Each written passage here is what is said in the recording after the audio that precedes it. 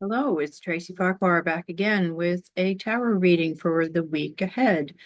Today is March 3rd, and yes, I did miss last week, but I'm back again and pulled some cards for some general guidance for the energy of the week ahead. So let's see what I've got.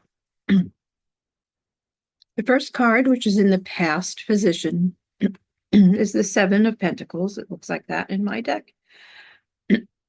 Again, this is the Barbara Walker deck that I use regularly. This card has come up upside down, and since I read the cards mostly intuitively, I always feel that a reversed card is about what's going on more internally than externally. So in this case, Pentacles is the suit of our earthly lives, our material lives. It can be about money, but in general, it's about our humanity. And the word on the card in my deck for this is failure. Since it's coming up in the past and it's reversed, I think it's asking us to consider what we deem as failure. What does that word mean to us?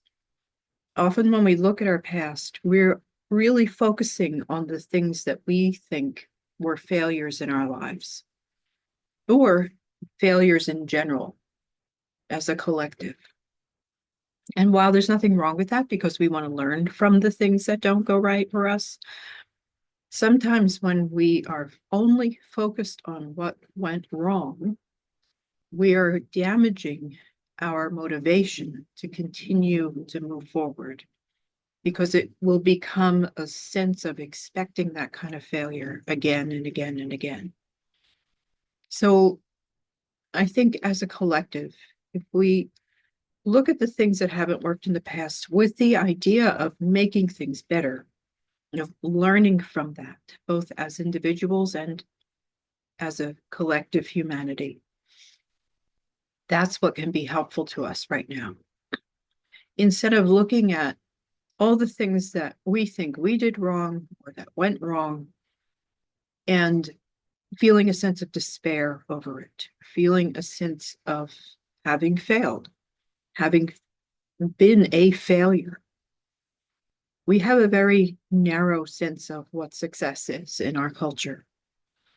And I think sometimes we have to adjust that. Because even though an expectation wasn't met in your life or something didn't go the way you planned, doesn't necessarily mean it was a failure. Perhaps that's what was supposed to happen for you. Perhaps that was something that led you on a different path. I feel like if we learn from the things that we label as failure, they're not really failure. And if we don't learn from them, we'll probably repeat the pattern until we start to wake up to making changes. So think about where you are dwelling in your thoughts and how you can adjust your definition of the word failure and make sure that you're giving credit to yourself for the things that you have overcome and accomplished and achieved. And you'll find that if you do that, there's a lot more of those than there are what you would call failures. The second card is the Prince of Cups, and this is coming up in the present position. In my deck, he's represented by Sir Galahad reaching for that Holy Grail. And Cups is the suit of the heart, the feeling self, the emotional self, the higher self. So to me, the Prince of Cups is encouraging us to, based on the first card, switch our focus from dwelling in the past in a negative way to coming into the present and saying, where do I want to go from here? So reaching for that Holy Grail, we have to first define what that Holy Grail represents to us. So we're moving from that sense of what we define as failure to what we define as success.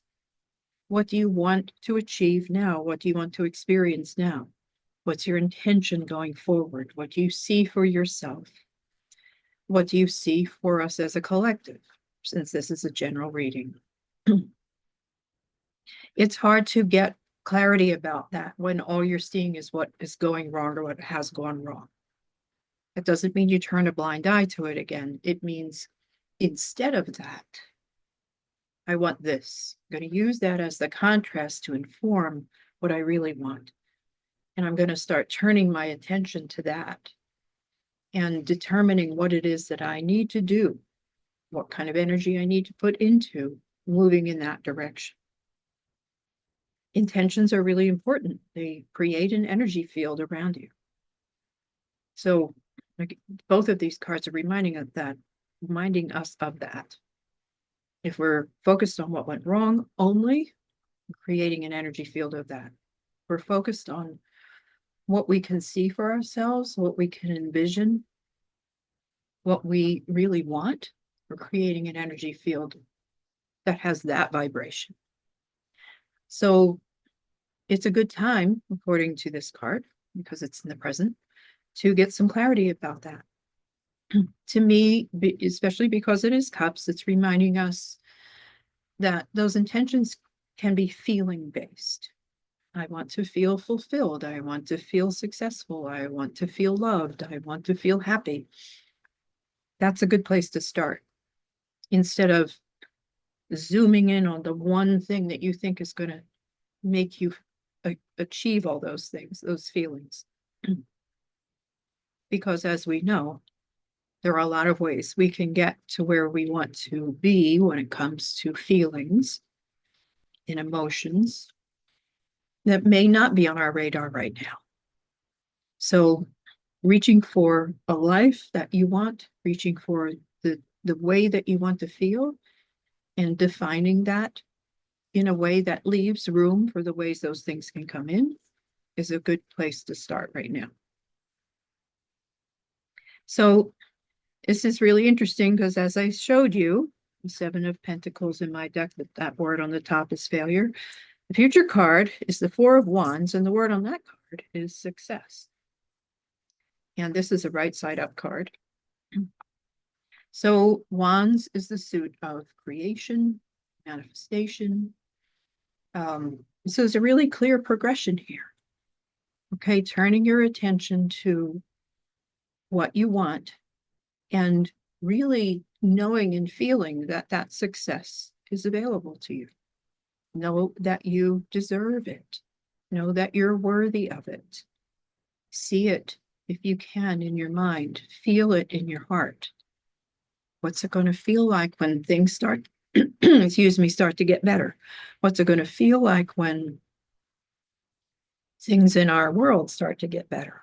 What's it going to feel like when I wake up in the morning and I have a day in front of me that's going to feel fulfilling and exciting and peaceful and happy and whatever those feelings are that are your holy grail.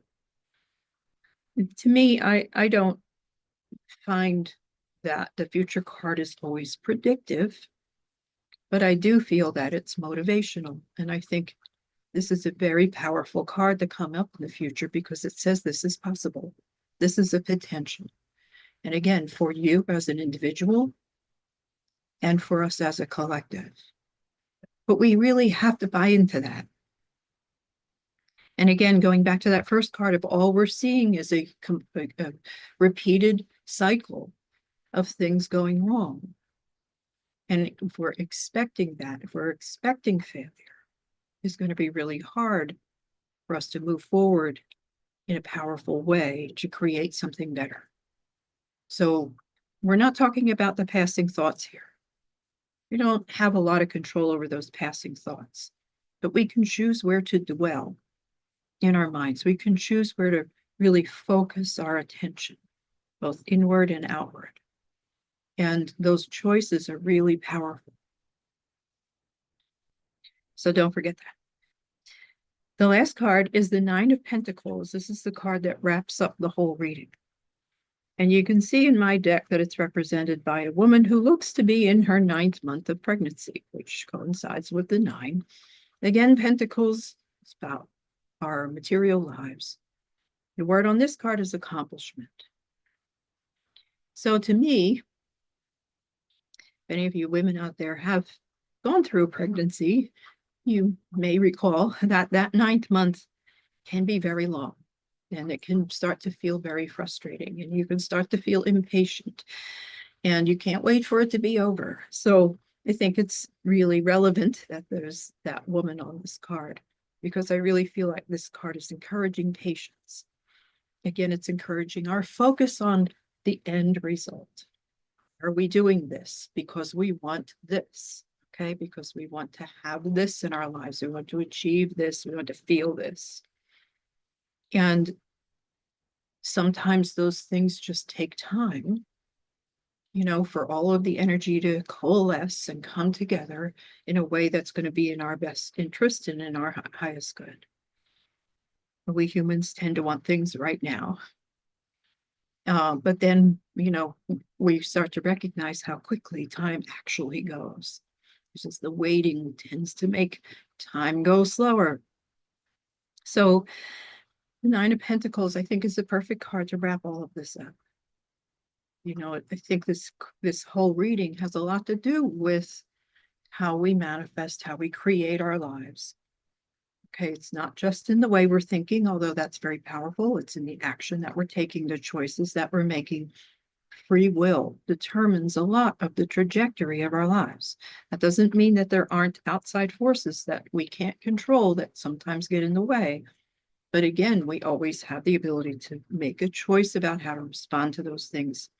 And again, how much of our energy and time we're going to put into the ways that we are thinking, the places we are putting our attention. So to me, it's encouraging that kind of mindfulness this week. Think about where you are dwelling in your thoughts, where you're ruminating, just churning those thoughts over and over.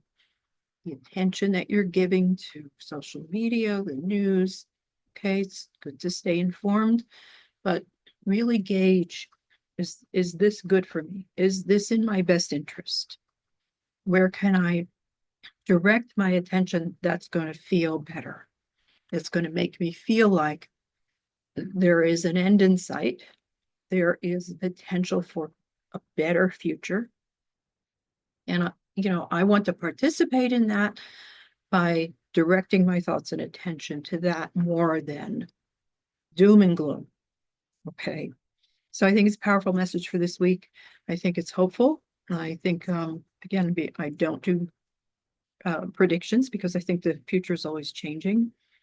But I'm going to maintain that sense of hopefulness. And I'm going to maintain that vision of a better life for all of us. I hope you can too. Thanks for joining me again. If you're interested in learning the tarot, I do have an online workshop tomorrow night, which focuses on just tarot basics and reading them intuitively, which is pretty much how I do it. You can find the information on that at my website, tracyfarquhar.com. Thanks again, and I'll see you next week. Bye-bye.